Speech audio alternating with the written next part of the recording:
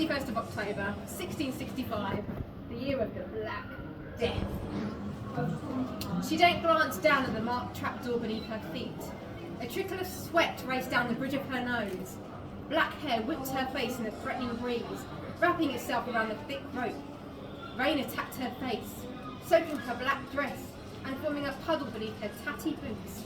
Across the town, she could see him, hiding in the shadows, waiting for the moment that would change Hallows Hill forever.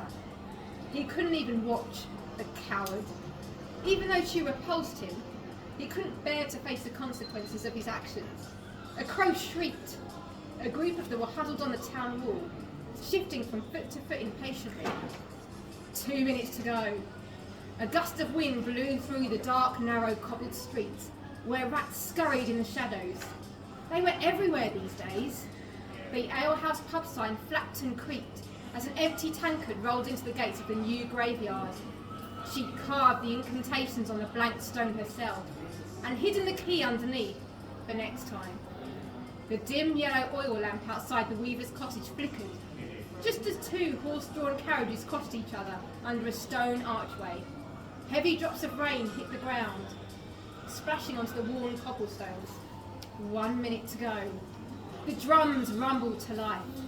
The crowd was still, zombie-like. He had them under his control.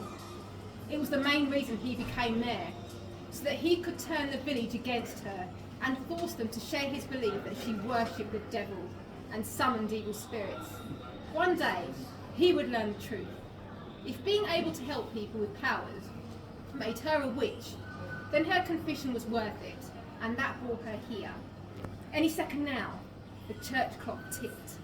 The drum roll struck. Bom, bom, barumba bom bom. The church clock tolled 9 o'clock. The drum roll stopped.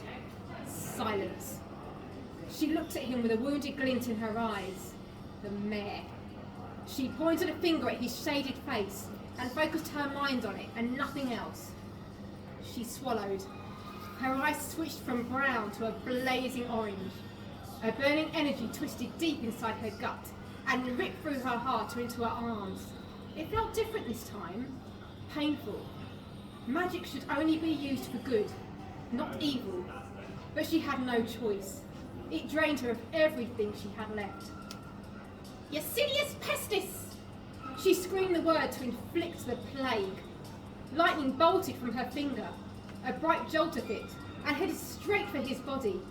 The mayor jerked backwards, losing all control of his limp arms and legs. As he collapsed to the ground, the crowd drew in a gasp of shock. The scavengers didn't hesitate, twitching their noses at the smell of new blood. A mounting number of crows and rats abandoned the plague victims they'd been feasting on, to pile on top of him, squealing in delight at the prospect of fresh food.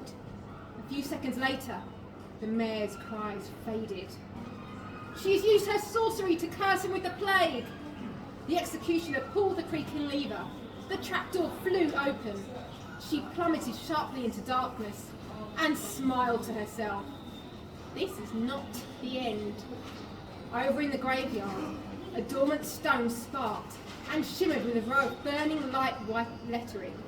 Thunder roared a startling threat. The curse was forged. There. Yeah.